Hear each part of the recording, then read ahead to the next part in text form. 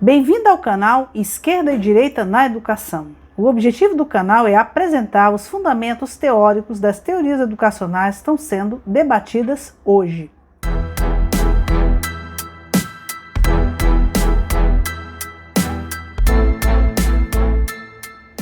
Nesse vídeo, vamos analisar as ideias de um movimento pedagógico chamado Escola Nova, que influencia profundamente a educação contemporânea, inclusive o pensamento do Paulo Freire. Vamos tentar entender as ideias do Paulo Freire, que no caso está sendo bastante discutido, embora haja outros pensadores, outros pedagogos e outros metodólogos que impactam a educação contemporânea brasileira, é ele que é cada vez mais citado por detratores e defensores. E sobre Paulo Freire a gente pode dizer o seguinte: ele não elaborou a sua teoria do zero, né? Ele se baseou em movimentos, em várias tendências pedagógicas, ou seja, o seu pensamento é tributário de várias influências intelectuais, e uma delas é a Escola Nova. Fala-se muito dos aspectos ideológicos e doutrinários do método de Paulo Freire, que, baseado no marxismo, busca promover nos alunos a chamada conscientização, que é uma tomada de consciência sobre os processos de opressão vigentes na sociedade. Isso é um aspecto que ele toma emprestado do marxismo. Esse conceito de uma consciência verdadeira em oposição a uma consciência falsa sobre a realidade, né? Tem a ver com o conceito de alienação, que é marxista. Mas há outros aspectos no pensamento de Paulo Freire que não são tributários diretamente do marxismo, que é a ideia de você ensinar através de palavras geradoras, ou seja, dos conhecimentos prévios do aluno.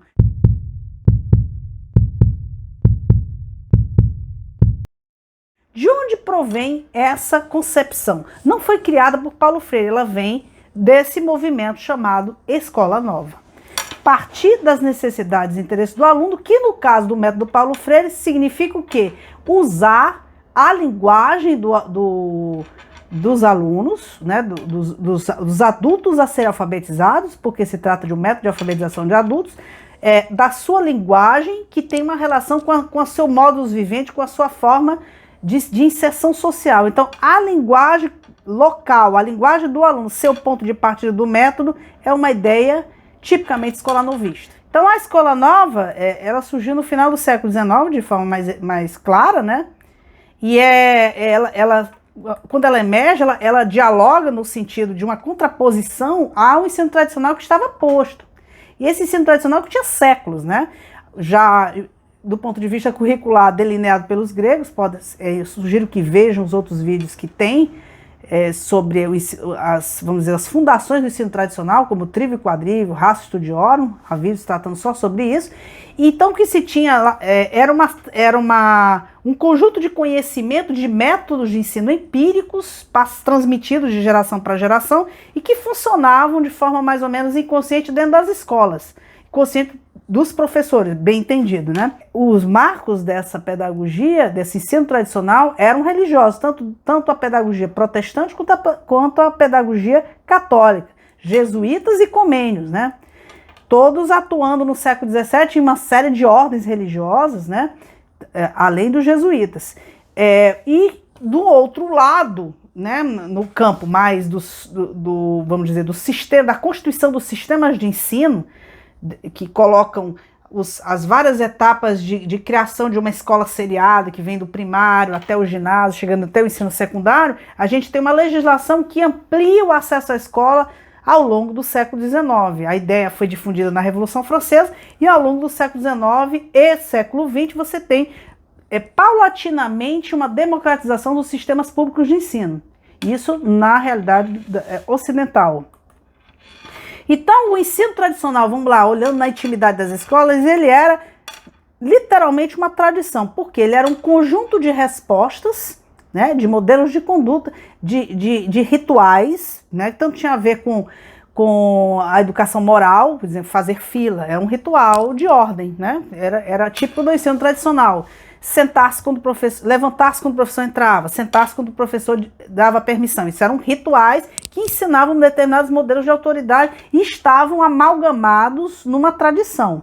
Da mesma forma, existiam fazeres didáticos e de avaliação que também eram constituídos como tradição de uma forma mais ou menos automática, né? Não havia uma ciência pedagógica relacionado a isso. Existia uma maneira de ensinar as primeiras letras, existia uma maneira de ensinar humanidades greco-latina, existia uma maneira de ensinar línguas modernas que foi se codificando com o tempo. Então, da mesma forma, as posturas corporais de como se sentar na carteira, de como utilizar os utensílios, o lápis, a caneta, a própria invenção da caneta, da caneta tinteiro, depois da caneta, as tecnologias relacionadas a isso, né? Os modos de avaliação, a forma os métodos de ensino baseados na oralidade, da cópia do ditado, então a repetição da tabuada, né? A recitação da tabuada, a recitação de texto, isso eram práticas que eram, vamos dizer assim, consuetudinárias e que tinham sido transmitidas de geração para geração, e é esse o cenário que os pedagogos, os professores, os inovadores da Escola Nova encontram no final do século XIX. E eles opõem a isso as chamadas ciências da educação. Eles querem que a educação tenha um fundamento científico. Então, desde já, você tem uma oposição ciência e tradição, né? Eles dizem o seguinte, que era preciso repensar os métodos de ensino nos sistemas de ensino público que estavam sendo criados, como eu já falei. Então, Rousseau vai ser o grande pensador que vai orientar as invenções desse conjunto de pensadores da educação, né? Não podemos falar de pedagogo, porque nem tinha curso de pedagogia ainda. A ciência da educação ela vai começar a dar seus primeiros passos no campo acadêmico, né? Na universidade. Então, a Escola Nova, de certa medida, ela inventa uma escola tradicional que nunca existiu. Eles criam meio que uma caricatura da Escola Nova. Tem uma narrativa triunfalista, né? Não tô sendo exatamente negativa com a Escola Nova, mas ela, de certa forma, ela não tinha um autor contra o qual debater, não tinha um opositor, nem tinha um polemista contra o qual ela tinha que aduzir seus argumentos. Não existia um teórico do ensino tradicional, existia um conjunto de pensadores, de filósofos, geralmente ligados ao pensamento religioso, que ao longo das gerações tinham deixado suas marcas nessas escolas que se moviam com uma lógica muito própria, como eu já disse, né? Uma lógica da imitação de um mestre pelo outro. Então, ninguém era cópia de um pensador determinado. Então, de certa forma, o interlocutor deles não existia. Não tinha como a escola tradicional, vamos dizer assim, se defender da narrativa que eles criavam, né? Então, eles constroem uma narrativa no sentido dialógico do termo, né? Eles constroem uma narrativa triunfalista de que a Escola Nova estava lá para arejar, para dar um fundamento científico e criar, através dessa nova escola, uma nova sociedade, que era um tema tipicamente russoniano, né? Então, quais seriam os pontos comuns da Escola Nova? Uma oposição ao ensino tradicional, né? Uma descentralização considerável de iniciativas, né? Quer dizer, você não tem a Escola Nova, você tem várias vertentes, e por isso que é complicado você atirar pedras no construtivismo, atirar pedras no Paulo Freire. Você tem um leque de vertentes mais diversas, indo, sem nenhum exagero da minha parte, do pensamento nazista ao pensamento católico. Então aqui eu fiz uma comparação nessa tabela entre a pedagogia tradicional para que a gente consiga compreender os principais pontos em que a Escola Nova se distinguia do ensino tradicional. Vamos lá. Aqui falamos das características. Em relação à finalidade da educação, a pedagogia tradicional faz a transmissão da cultura às novas gerações, realiza a modelagem do aluno, deve ensinar o belo, o bem e o verdadeiro, a velha tríade platônica, enquanto que a Escola Nova faz a transmissão da cultura a partir das necessidades e interesses da criança. Enfatiza os aspectos subjetivos e pessoais dos alunos no cotidiano da escola. Em relação ao método, a pedagogia tradicional educa de fora para dentro. É uma pedagogia do esforço e da repetição, usa bastante a aula expositiva justamente porque é centrada no conhecimento do professor.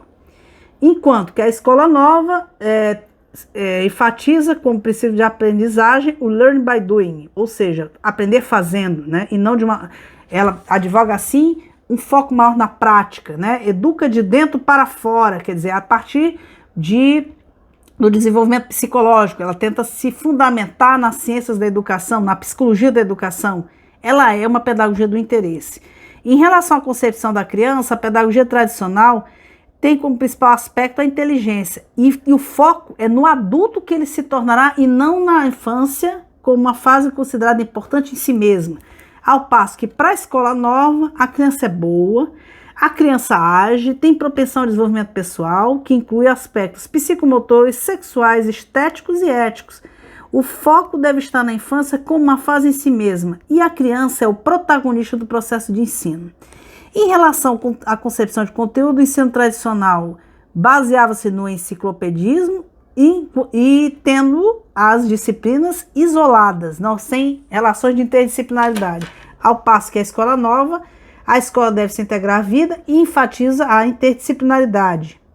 Em relação à concepção da escola, a pedagogia tradicional trabalha a escola separada da vida, ou seja, o que importa é o lá longe, outrora, ou seja, os modelos do passado, clássicos, a história antiga, a história que não está próxima da realidade imediata do aluno. Devem ser abordados problemas universais e atemporais, enquanto que a escola nova é integrada à vida. A palavra de ordem é aqui e agora, e não lá longe e outrora. Devem ser abordados problemas locais de natureza prática. Em relação ao papel do professor, na pedagogia tradicional, o mestre dirige e transmite o saber porque ele é o modelo a imitar. Ele é que incorpora os modelos científicos, morais, filosóficos, e, portanto, ele é o ponto de referência.